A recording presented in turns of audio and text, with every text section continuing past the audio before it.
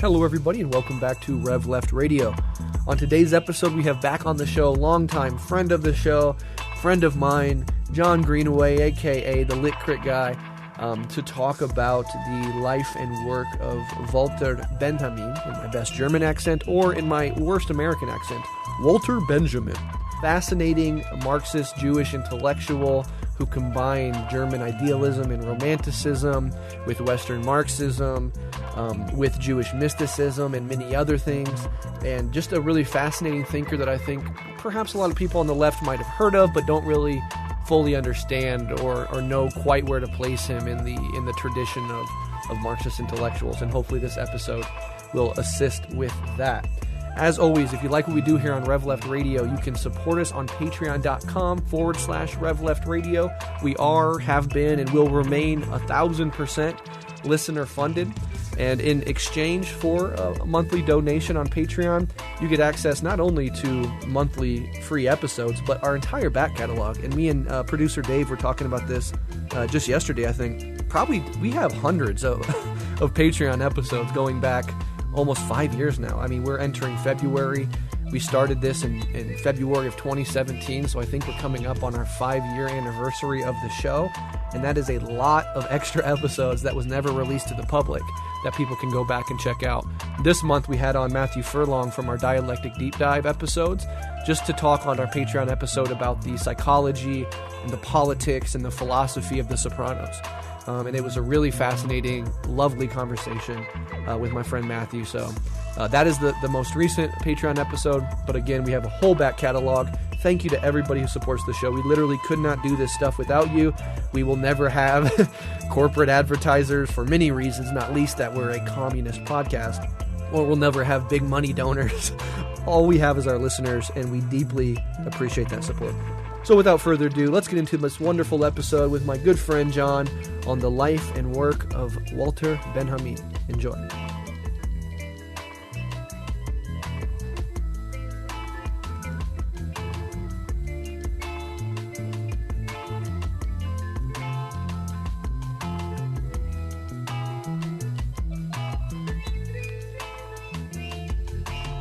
Hello everyone, my name is Jon. I go by the Lit Crit Guy online. I am a writer, content creator and podcaster from the north of England.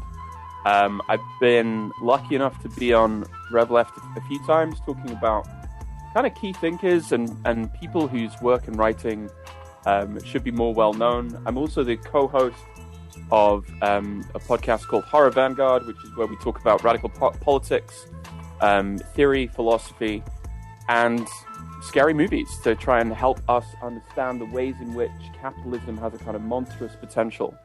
And I'm super excited to be back. Absolutely. I'm always excited to have you back.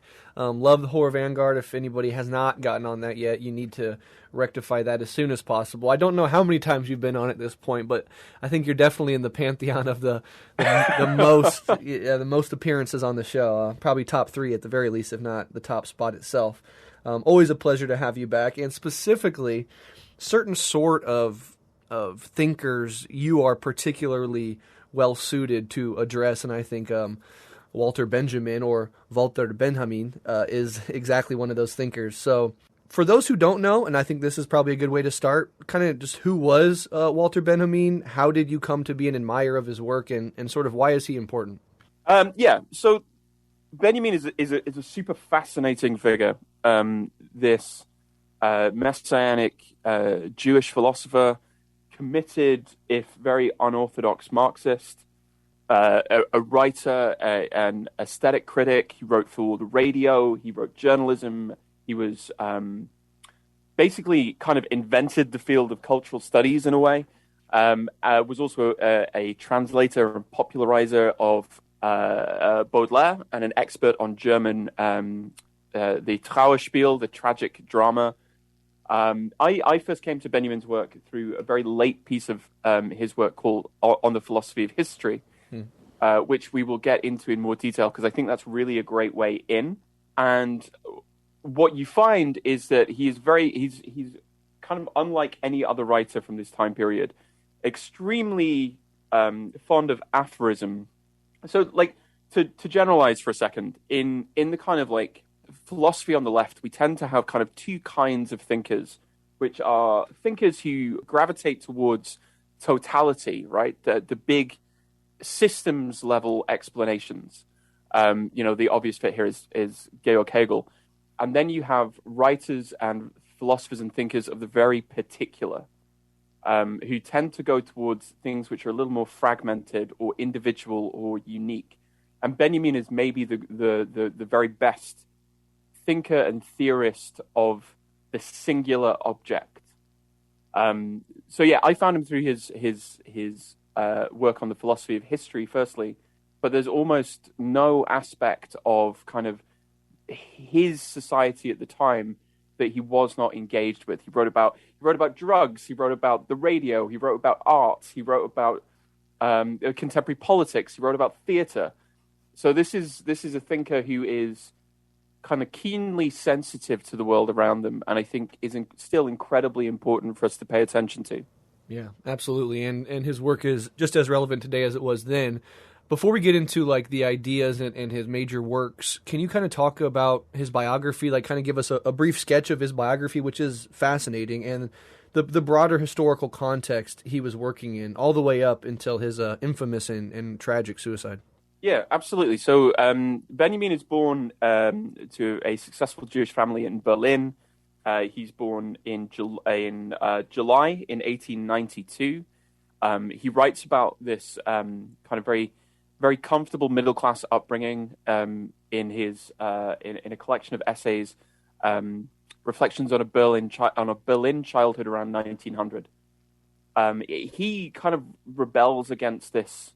It's a very common thing for a lot of like the academics and writers of that time to do, to kind of rebel against middle class successes of your parents, and he is kind of drawn into this kind of intellectual and cultural scene of Germany and Europe generally in the first half of the 20th century. So he's part of maybe the most kind of exciting, politically and culturally radical moment of 20th century European history.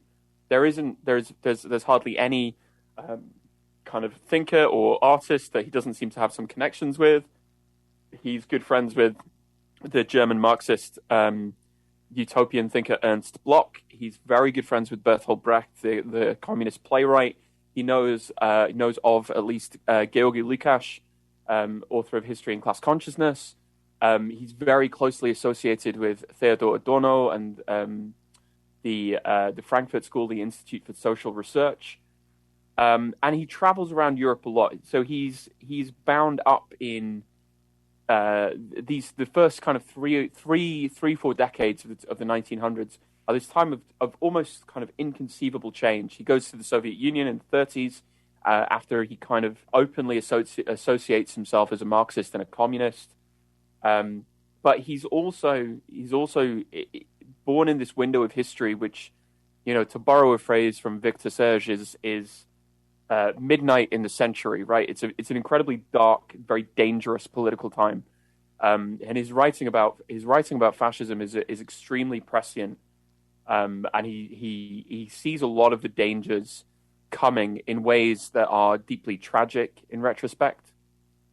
He's often extremely financially precarious, and not in very good health.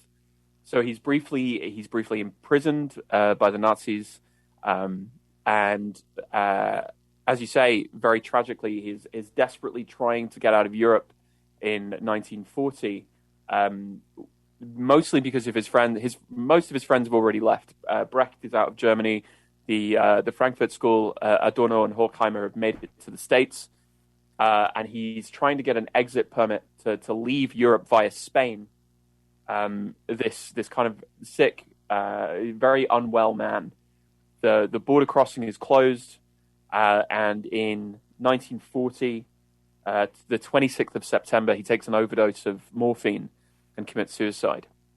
Yeah, absolutely brutal. And just a little bit more on that suicide. He was also close, I think, with Hannah Arendt, who was a sort of protege and then like lover of Heidegger, but actually I think they had a romantic relationship.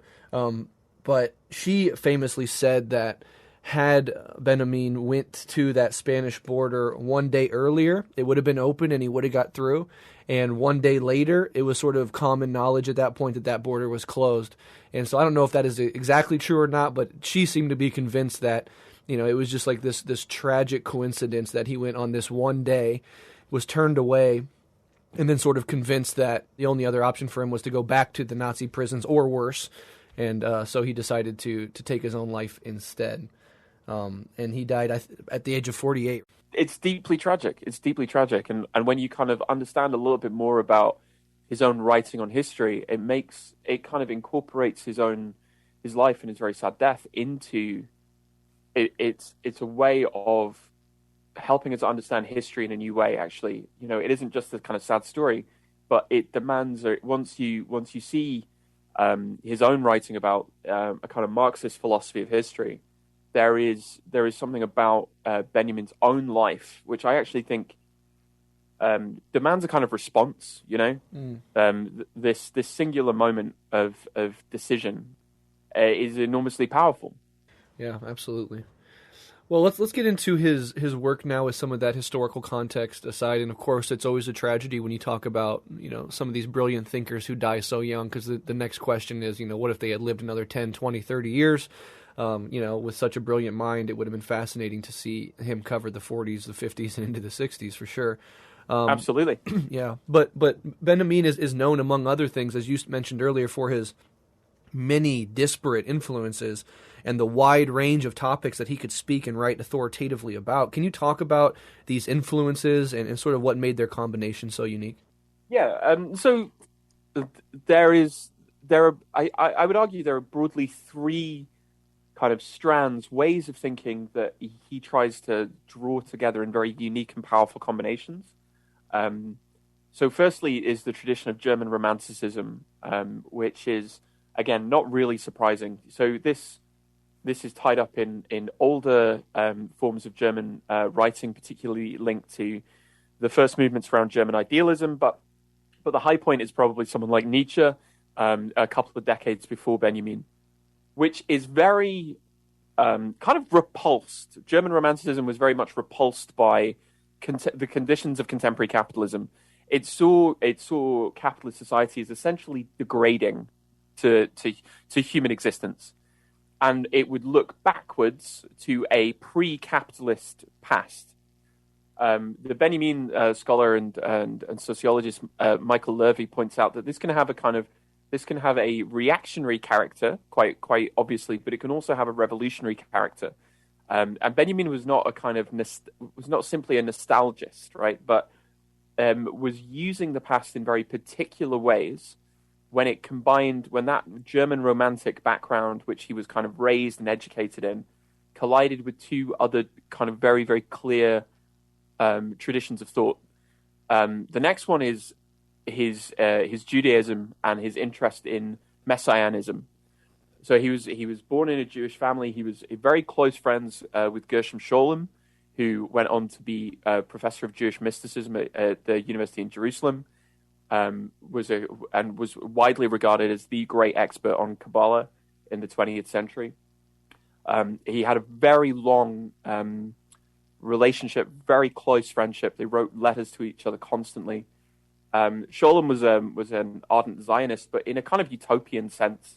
This idea that actually there could be something almost redemptive about it. Benjamin was kind of disillusioned with it, and he said that actually he didn't really kind of, his Jewishness was lived through his relationship with Scholem. But this principle of messianism, which we'll come back to, was a very important strand in his thought. And the third thing that influences Benjamin's writing, particularly probably from the mid-1920s onwards towards the end of his life, is a commitment to Marxism. It's not at all a kind of what we call orthodox Marxism. He is in fact viciously critical of kind of vulgar materialism. He is not a teleological thinker. If you think about the tradition of Marxism that was dominant at the time, there was a real strand of kind of almost technological inevitability, right? This idea that history would just advance.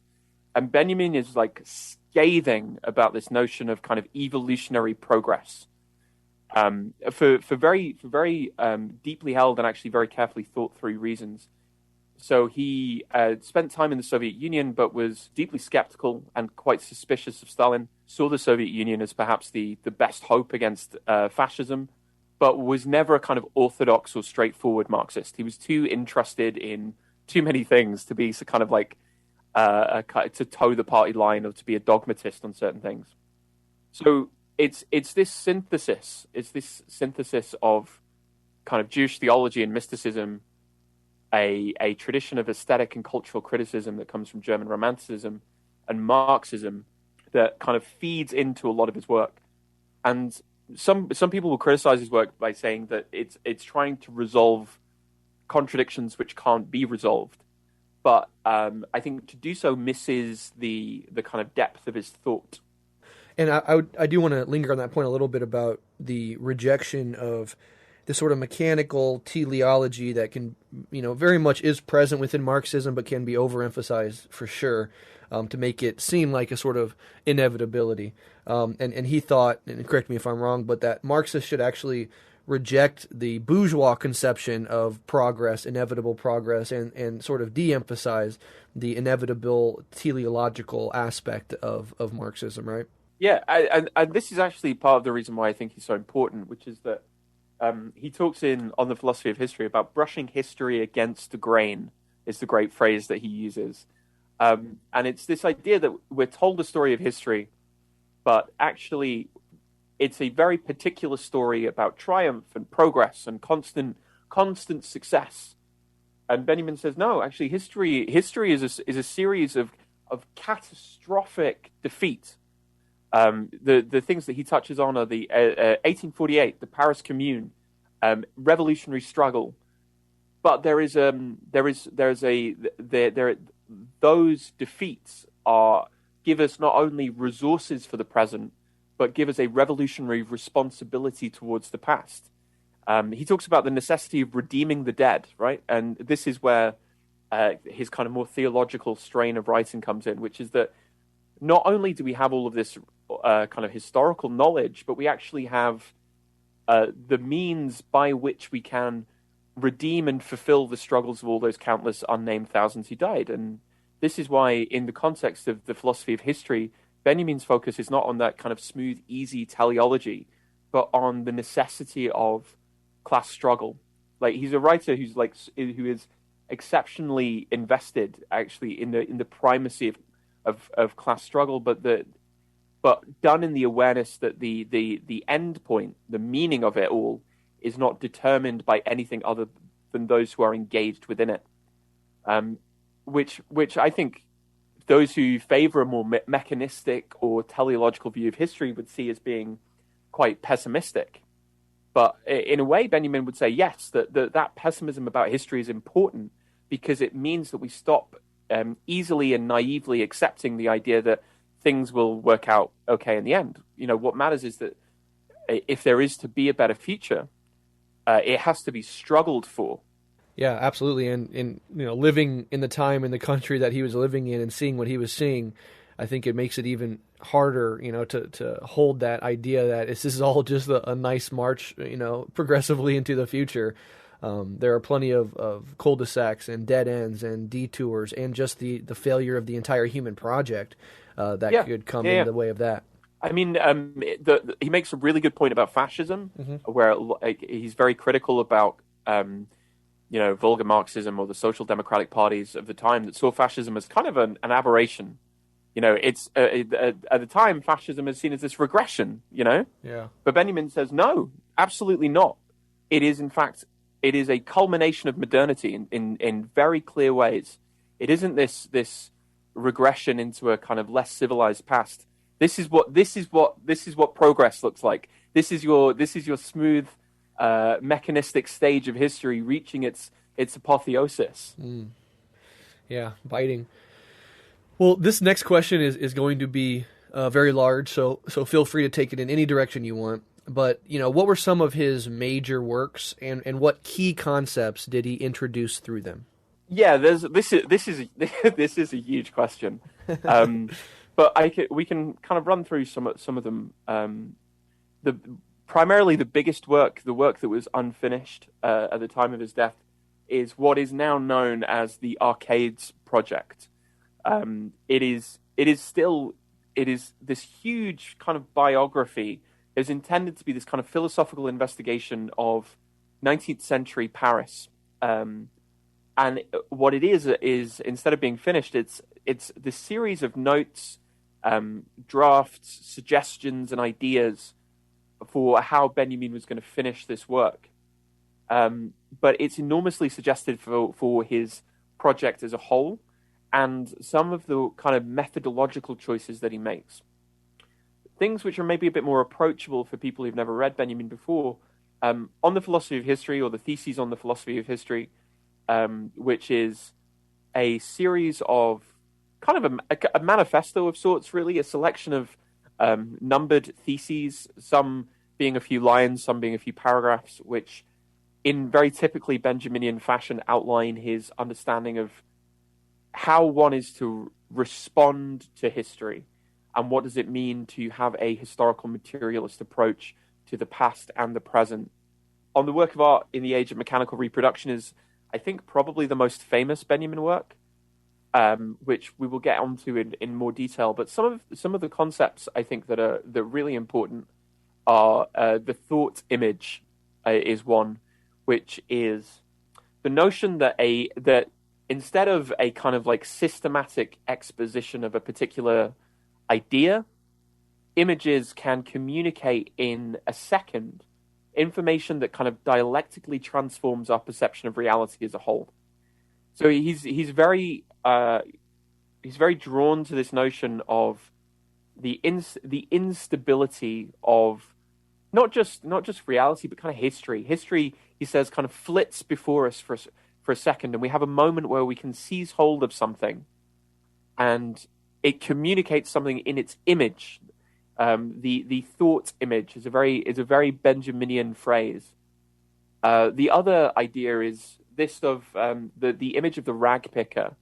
So he says that given that history has kind of told stories about the great and the powerful, we are, if we're looking for resources from the past, what we need to be is something akin to the rag picker who walks along the shore at low tide and in the waves finds kind of ruins and remnants and things that might actually have value if we are prepared to look at it in a different kind of way. So he's a really interesting writer because he's so interested not in like systematically outlining his positions, but piecing things together that will kind of transform the way that you look at things. Yeah, and a lot of people talk about this as like fragments, right? Fragmentary sort of analysis, and that it's not, as we said earlier, this system building like Marx or Hegel, where everything is all included in this world system sort of approach, but these more very hyper specific things that he's pointing out and sort of addressing, here and there. You mentioned the arcades, and I don't know if this is really super worth it, but do you want to mention what that actually was? Do you have what's your understanding of what the arcades was? Because I mean, people hear that in the modern day, and probably have a very different idea of what is meant by that. Because I think it connects up with his overall approach and work on cities, right? Yeah. So it's published under the name the Arcades Project, or the Passagenwerk in German, and it is. So the arcades that it's referring to are these kind of covered passages which were lined with shops, and as Benjamin put it, they were the kind of driving force. They're this kind of focal point for the development of a certain kind of bourgeois capitalism in the 19th century, but also a certain kind of bourgeois subjectivity, because it encouraged he uses the term the flaneur, and this is a kind of it's very antiquated now, but it's the idea of just wandering through the city and encounter kind of people watching, being idle, just exploring the space. And this is what those arcades were designed to help assist in. It was only, like I say, it was only published in for the first time in the 1980s. but it was written over the course of about 13 years and is this huge collection of notes and ideas and sketches. And he's trying to basically use Paris, this kind of city of the 19th century capitalist system, as a means by which we can explore basically modern European urban culture more generally. It's a colossally ambitious work, and it's such a shame that it was never finished. But it's full of these like enormously suggestive details and ideas and insights into his kind of philosophical perspective. Yeah, and when I think about the arcades, I kind of think like these big, as you're walking down the streets of Paris, the old Paris, these huge glass and iron structures that basically were, I think, initially made in order to serve the wealthier, more privileged, higher classes to sort of window shop and is sort of moving in the direction of what would ultimately come mass consumption. If you walk down any major city, to a European or American city today, you can see it is all very consumeristic, very, glass and iron and window shoppy, etc. And so to analyze it on that level, I think was what he was doing and saying, like, what is this? What does this imply about where European civilization is going, etc. Yeah, absolutely. And you can totally see in it the ways in which kind of contemporary urban life has maybe been hollowed out, right? It's, instead of the arcades of 19th century capitalism, you have like hostile architecture, you have the privatization of space, you have the increasing attempts at bombarding us with digital information and advertising. And it's really interesting to see how Benjamin understood the development of this urban capitalism and the ways in which the kind of urban capitalism that we live in now has kind of completely kind of destroyed the things about the arcades that would encourage you to kind of like be part of a city. Instead, you're kind of shuttled away from these urban centers, right? Yeah, absolutely. All right, so we talked a little bit about his Marxism, and I kind of want to linger on this point and dive a little deeper because there is some tension here. I mean, certainly he broke with more orthodox Marxism in a lot of different ways. He was related in some way to the Frankfurt School, and the whole Frankfurt School is very sort of suspicious of, let's say, Marxism-Leninism, and, we're trying to solve the question of why haven't the proletariat, done the thing that Marx said that they were probably going to do by this time. And I think even Adorno, his friend, mentioned sort of scathingly that sometimes Benjamin's use of Marxism was maybe rather shallow or even maybe a way out of certain problems, etc. So there is this sort of tension even within some of these members of the Frankfurt School. So can you kind of talk about his relationship to the Frankfurt School, whether or not he can be considered a member of it or sort of on the outside of it a little bit, and just sort of what his Marxism sort of was overall, his contributions to the New Left, etc. Take that in any direction you want.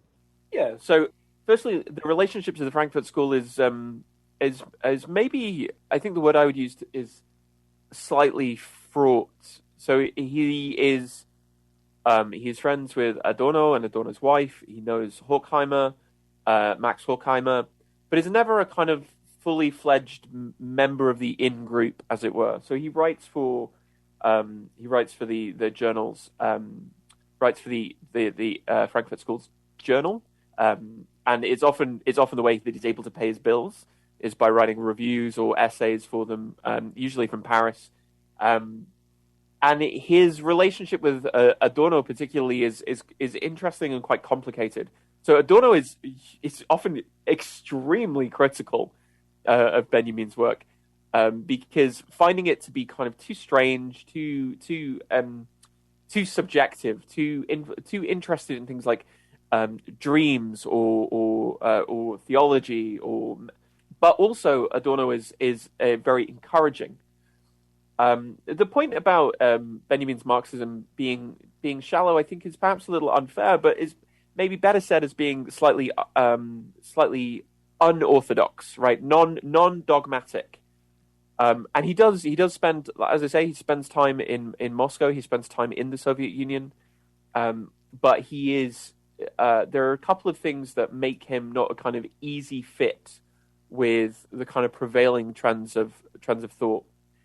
The first one is this like very profound, deep skepticism, even suspicion of kind of evolutionary progress. He says this, suspicion all the way down the line. This distrust is the order of the day, right? This kind of a sort of revolutionary pessimism, which automatically puts him at odds with predominant schools of thought immediately post 1917 and the Russian Revolution, right? Mm-hmm. It seems kind of out of time in a way, right? This idea of like at a time of kind of the great success, the kind of building of a genuine socialist state. It seems very, very, very kind of strange and almost contrarian to be talking about the necessity for pessimism, the necessity for suspicion.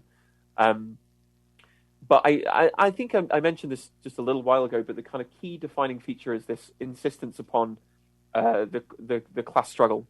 That's easily, I think, in the philosophy of history, the most important point that he talks about, which is progress is never a given. Progress is always unstable. The past is full of not really success. It's only success for a particular point of view, and actually, there's a huge amount of defeat and death. Under the theses on the philosophy of history talk about the enemy has not ceased to be victorious.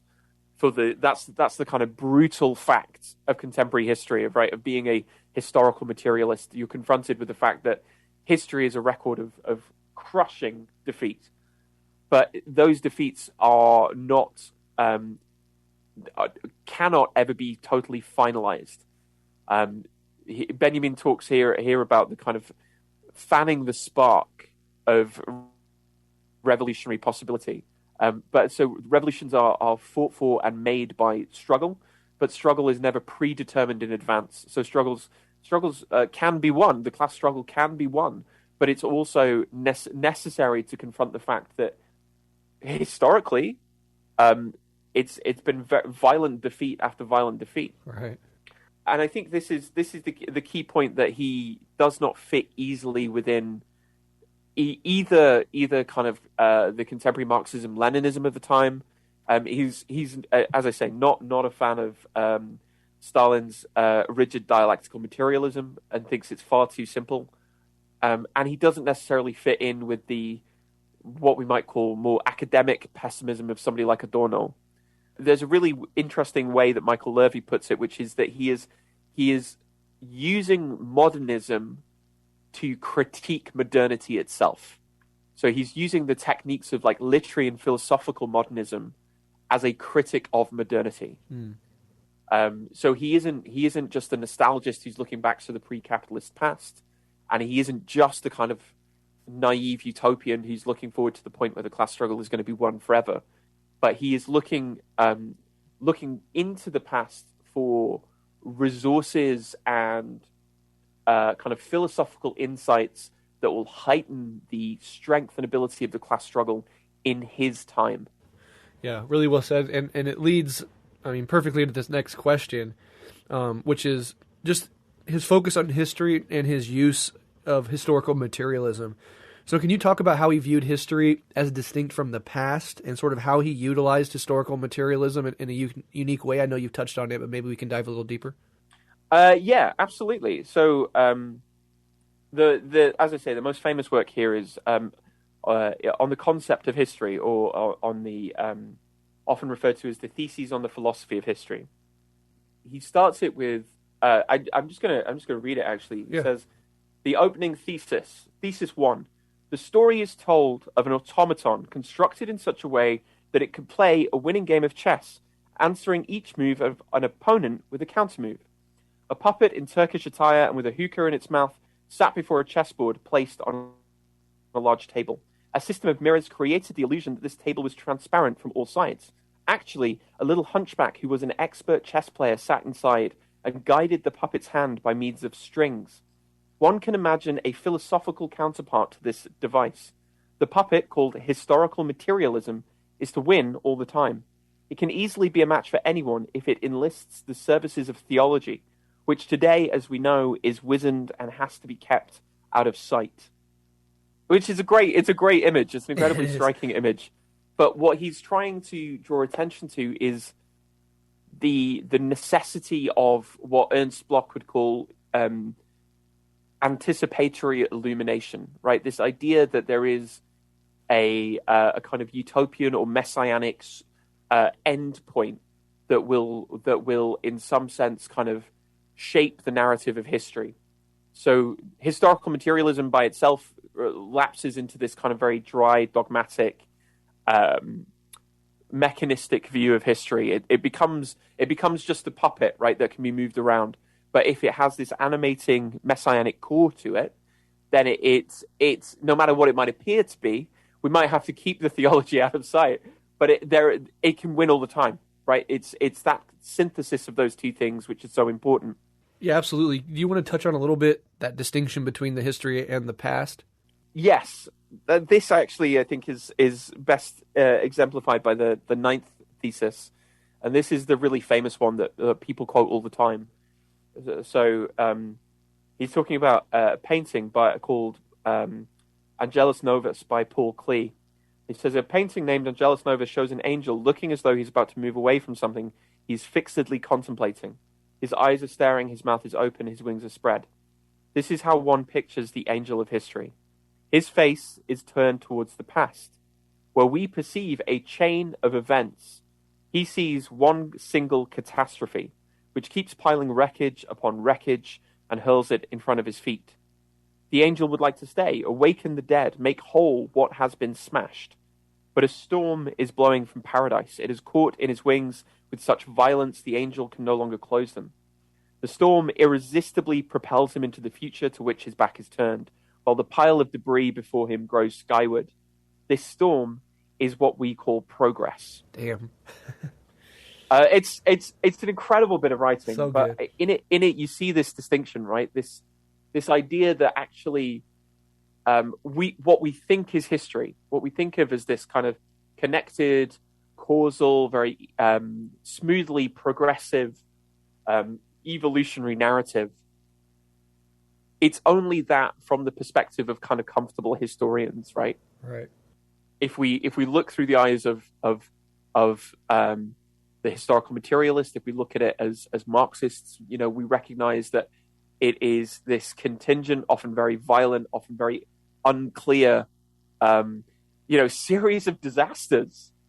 And I think this is Benjamin's great contribution to the philosophy of history, which is to always question this notion that there is a singular given shape, right? Because to impose something, to impose this idea of like, well, we're just telling things how they are. It's like, no, we're making choices about the story that we tell, about the past. History is a site of struggle in and of itself, right? Telling the story of history is necessarily about choosing which version of history we choose to kind of make into this coherent shape. And the great value of Benjamin's kind of point is to go, actually, what is left out, what is excluded, what is forgotten, is likely to be phenomenally valuable. It's Michael Levy calls it a kind of Gothic Marxism, right? It's a Marxism that is alive to that which would often be excluded as kind of trash or the debris of history, stuff we need to kind of move on past. It's a kind of an approach to history that circles back around to look for that and to find in it resources for political struggle in the present. Yeah, very, very interesting, beautifully written, fascinating imagery, and anybody can go and find this work online. It's on the concept of history, it's free, and it's under 10 pages. And it is sort of these, like, almost like in Guy Debord's Society of the Spectacles, or the aphorismic sort of paragraph by like fragments of insight. And it's very readable and very short, so I would encourage people, if any of that sounded interesting to you, to go check that out. I found it challenging in some ways, but also rewarding and interesting as well. Now, let's move on to art a little bit. Well, I do want to say quickly, you mentioned Gothic Marxism, and I just have to say, I think that was the first time you ever came on the show, was to do that Gothic Marxism. Yeah. So that's kind of started it all. So it's kind of cool to come back to that. But last time you were on, we discussed the life and work of the Marxist art critic John Berger. In that episode, the seeds of this episode were actually planted, since there is perhaps some overlap between their work. I mean, they are both sort of Marxist art critics, among other things. So can you talk about this possible overlap, but perhaps more importantly, Benjamin's major contributions to art criticism? Yeah, so Berger was very heavily influenced by the work of art in the age of mechanical reproduction when it was translated into English. It was written in 1935, and it is an argument about what happens to art when the kind of technological relations of a society change to favor reproducibility and speed. And Benjamin, in some ways, this argument is a little bit might seem to be a bit antiquated now, but he makes a point about authenticity, the as he calls it, the aura, the uniqueness of a particular objet d'art, the uniqueness of a particular painting is because of its singularity. It occupies a specific place or a specific space. But he says, actually, now we exist in a society where these things are almost endlessly reproducible. And so the meaning of that original has been lost. But as Berger would point out later, this means that new meanings can be made, right? In a way, you can see this as either possessing kind of like a democratizing tendency, because it means that art and culture is kind of more accessible and more distributed, or you can see this, and this is where Benjamin's kind of German Romanticism comes out. You can see it as a kind of potential loss of something kind of intangible, and in a sense that, what is it that Benjamin says, that even the most perfect reproduction of a work of art is lacking in one element: its presence in time and space, its unique existence at the place where it happened to be located. And he says that artistic authenticity is kind of outside of the sphere of technological or mechanical reproduction. You know, you can make as many copies of the Mona Lisa or the Sistine Chapel ceiling as you want, but it won't have the same kind of, again, he uses the term aura, as encountering it in that time and in that place. Right. So like just to drill down on that a little bit more, like, you know, let's just use, Van Gogh's A Starry Night, for example. There's the aura of the time and place when Vincent van Gogh actually made that work of art, and it was a singular piece of art that you had to hold in your hands, right? The original. But over time, it's been able to be replicated. And now you can go out and obviously get like a print of it at Walmart, a poster of it. You can get it on a coffee mug, etc. And so it loses something, but perhaps also something is gained, right? It's like a little bit of like both. There's a silver lining here, and there's like sort of something lost here as well, right? Yeah, exactly. You have the cultural and political authority of art. Because of that, has been lost, right? Art is no longer the kind of highest arbiter, right? Because it's been incorporated. You know, Berger said that images of art have become ephemeral, ubiquitous, available, valueless, and free. But in order to maintain the authority of art, Berger said, well, you put it into the language of economics. You know, certain art is valuable, not because it has a kind of cultural or cultic value, but because it has an economic value, because it's become a commodity. And so the work of art in the age of mechanical reproduction is an extremely interesting bit of writing, especially because it understands art in a way. It's almost a kind of throwback. It's a glimpse into a culture or into a period of history where art still had a kind of political function, right? And this is not surprising, given that it was written by a German Jew in the 1930s, where the Nazis were talking about the dangers of degenerate art. Certain artwork was being banned, certain artwork was being destroyed, artists were being forced to flee the country. So, in some ways, again, you might think that it's slightly strange, or it shows some kind of, I suppose we might say that he's being a bit of a snob. But actually, it's very aware of something that other people may have missed, right? That art still, at that time, had a very clear social and political function. And when that starts changing because of the means of production, because of those relations of production, what art is and what it can do also changes. Yeah, absolutely. Well said. I do. Like, he's operating during the time of like photography and the cinema, and of course he died. I think it was in, as you said, 1940. So then after that, we see the rise of mass-produced television, and then eventually, the digital world we live in now of the internet and memes and streaming services, etc. So I only wish that he could continue. I guess Berger can be seen as an acolyte that carried on that analysis into the future a few decades forward. But still, even in the last 10 years, things have radically changed. And so I would just be interested to see what he thought about that. Yeah, absolutely. Absolutely. So another aspect of his work that obviously fascinates me in particular, and people that listen to RevLeft know that this is a huge interest of mine, was his interest in and use of mysticism, but more specifically Jewish messianic mysticism as a cornerstone of his work. Now, this is sort of something that is more or less anathema to Marxists, major Marxist thinkers. They weren't overly interested in things like mysticism. And the fact that he wove this into his work does add to the complexity and uniqueness of it. So can you talk about the role that this played in his life and work, what it added to it? And maybe we can even start by talking about what is even meant by the term Jewish mysticism. Yeah, so it is... primarily the big influence I think here is Kabbalah, the kind of linguistic and metaphysical tradition of Judaism.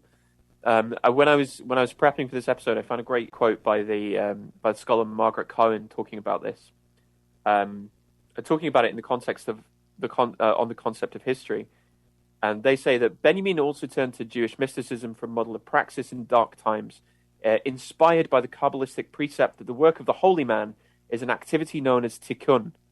According to the Kabbalah, God's attributes were once held in vessels whose glass was contaminated by the presence of evil, and these vessels had consequently shattered, disseminating their contents to the four corners of the earth. Tikkun was the process of collecting the scattered fragments in the hopes of once more piecing them together. And I think this ties into a very powerful term that Benjamin circles around a lot in his writing on history, which is the idea of redemption, which is how is not just the future, but how is the past redeemed? And he sees that the job of the kind of historian is to piece together those fragments, and see if they can be in some sense not reconstructed, but retooled for the present situation. And then Cohen goes on to say, Benjamin fused tikkun with the surrealist notion that liberation would come through releasing repressed collective material to produce his celebrated account of the revolutionary historiographer who sought to grab hold of elided memories as they sparked into view at moments of great danger. And I think this is a really great way of kind of unpacking this synthesis, right? It's in some senses it's very orthodox Marxist historiography, but that mystic tradition, that the process of tikkun, actually gives all of this a kind of a really clear, practical edge to it as well, right? Yeah. What role exactly does the Messiah? Because I see it in his work. He mentions the Messiah, and obviously people know that in the Jewish tradition, Christianity came out of this idea that the Messiah was here, right? People that continued to be Jewish were saying that actually Jesus Christ was not the Messiah, etc. So I'm just wondering if you have any insight into what role that figure, that archetype in general, played here. Well, he talks about the idea of this weak messianic power, he says that there's never a moment where the Messiah might enter, and he's not talking here kind of sort of literally, but it is this idea of kind of historical rupture, right? So the point is that just as the past is never finally foreclosed, the future, because the kind of the Benjaminian way of looking at it is, if you accept this very smooth, easy view of history, you're generally conceding way too much about the future. If you go, well, the past has been written in this way and that's inescapable, the kind of brutal horror is, well, you must think that about the future as well, in some sense, right? But Benjamin talks about this idea of a kind of like, I think rupture is the way to term it, right? This idea that just as the past has never been foreclosed, so the future is in some ways still an open question. Again, I think there's a lot of overlap here with somebody like Ernst Bloch, the other kind of great German Marxist of the 20th century, who wrote enormously insightfully about hope and the utopian impulse, which is this idea that actually within all aspects of human existence there is this kind of quite in Bloch's work a very philosophically sophisticated model of kind of process Hegelianism that is working towards utopia. This idea of and that can emerge through points of rupture. Benjamin is deliberately kind of co-opting this figure because it is such a theologically loaded idea. You know, the Messiah, the entry of the Messiah, but it isn't done in simple or reductive terms. And again, if we kind of circle back to the point that Benjamin's big concern is the practical importance of the class struggle, it's also a way of reinforcing the extent to which history does not condition totally the contours of what that struggle might be. I see. Yeah, that's really interesting. I've been reading into and studying lately the work of Kierkegaard, and obviously, the father of existentialism and a Christian, and he talks about, the entrance of Jesus Christ, the Messiah, as exactly sort of this way, like this ruptural moment in history that, you can see the before and after, and a lot of the paganism and rituals and beliefs before Jesus, they didn't have this ruptural moment. They go back into the mists of human evolution. But with the coming down of Jesus Christ into the world, there is this ruptural moment. And of course, dialectics, we think about revolution as a ruptural moment, right? We can talk about like quantity turning into qualitative difference and all these different ideas about how it's not this slow march of progress. And particularly under liberal bourgeois social orders, we're given this idea that it is this slow. There's some speed bumps on the way, but we're more or less marching in a singular direction. And they take out of the picture the need for ruptures in the historical leaps that have happened in the past, and that, if humanity survives, will need to happen in the future. So this idea of rupture, I think, is really crucial to all of this. Yeah, absolutely. And I think the Kierkegaard's a super interesting point of comparison, right? Yeah. Kierkegaard's very, very, very concerned with the individual, right? Like it's the singular choice, the singular subject. And in a way, what I think Benjamin's Jewish mysticism gives him an appreciation for is this act of collective rupture. There you go. Questions of identity and community and the kind of moral and ethical responsibility in a social sense, I think, is also running under the surface of this as well. Yeah, absolutely. I do have to do an episode on Kierkegaard. It's just kind of a side note, but earlier in my life, as I was in like philosophy in my early 20s and stuff, I found Kierkegaard to be wholly uninteresting because I was going through my new atheist phase, so the Christian jargon and everything was completely off-putting to me.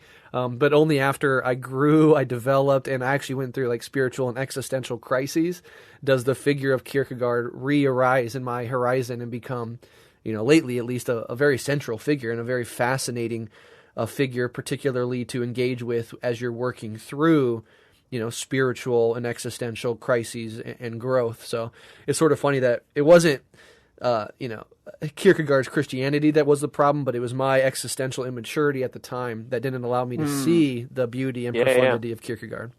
But perhaps that's for another time. Back to Benjamin. I want to talk about his relationships to other major thinkers. We mentioned some of his close friends, and after he tragically committed suicide and passed, there was a little, I don't want to call it a tiff necessarily, but a little bit of like a little struggle between specifically Adorno and Hannah Arendt regarding how to carry forward his work, even some of the translations and words that were used. There's an interesting back and forth you can find online of the letters that Hannah Arendt and Adorno sent back and forth to each other. Very polite, but also there's this underlying tension between they're slightly different interpretations of Walter Benjamin and his work. So can you kind of talk about some of these connections and the role they played in getting his work out in the wake of his suicide? Yeah, so I think that is a really important point to bring up, right? Because in so many ways, what you get is a struggle over who exactly this person was, like intellectually. And Arendt says that it's a mistake to call Benjamin a philosopher. He's the kind of he's the last great European man of letters. He's a critic, not a philosopher. And Adorno disagrees and says that he's never been able to think of Benjamin's work as anything other than philosophical, but it's philosophical in a sense that doesn't fit neatly into the kind of schools and positions of contemporary European philosophy. And in a way, it's very easy to go, well, if he's a critic or he's a kind of esthetician or a cultural critic, maybe we can kind of ignore some of the more sweeping kind of claims about what he argues. But yeah, after Benjamin dies, like a lot of his work doesn't receive huge amounts of attention when it's first published. Thesis on the Philosophy of History is published as a kind of like in a small print run book done by the Frankfurt School's Press over in America, and mostly kind of intended for friends or colleagues as a way of commemorating some of his work. The French translations do a little bit better. The Arcades project for a long time was only found because Benjamin left it at the library in Paris with the librarian Georges Bataille, who hung on to it for a very long time. So in a way, a lot of his work could well have fallen out of kind of circulation. But despite the kind of struggles and various kind of wranglings over his legacy, over who this person was kind of intellectually and what it all means, it does eventually kind of find an audience, but it only finds an audience because Adorno and other colleagues that maybe he had a kind of like quite, I suppose, not tense, but maybe slightly fractious intellectual relationship with whilst he was alive, very much championed his work after he'd passed away. Yeah. Yeah, absolutely. We talked about his influence on John Berger. I was wondering if you can think of any other thinkers of the last half century or more that you can draw a straight line from Walter Benjamin's work to, and like other thinkers that he went on to influence that are big in our current modern world. Somebody like Frederick Jameson perhaps jumps to mind, but I don't exactly know the connections there. Jameson's written about Benjamin. But it's probably not directly influenced in so many ways. Giorgio Agamben, the theorist of biopolitics, was a Benjamin translator, and has said famously that Benjamin is one of his biggest intellectual influences, mostly for his interest in the aphorism and how much can be communicated, how much can be concentrated and brought to a point in kind of crystallizing an idea. And you can see that in Agamben's interest in certain situations. He kind of takes this idea of like the thought image. He writes about the camp historically. He writes about monasticism historically, and it's this idea of taking kind of a snapshot moment and stretching that throughout its historical construction, which is very much something that I think Benjamin would resonate with. Absolutely.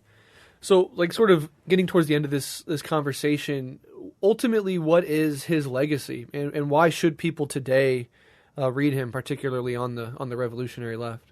I think reading Benjamin is extremely is one, can be very frustrating, but also always deeply challenging.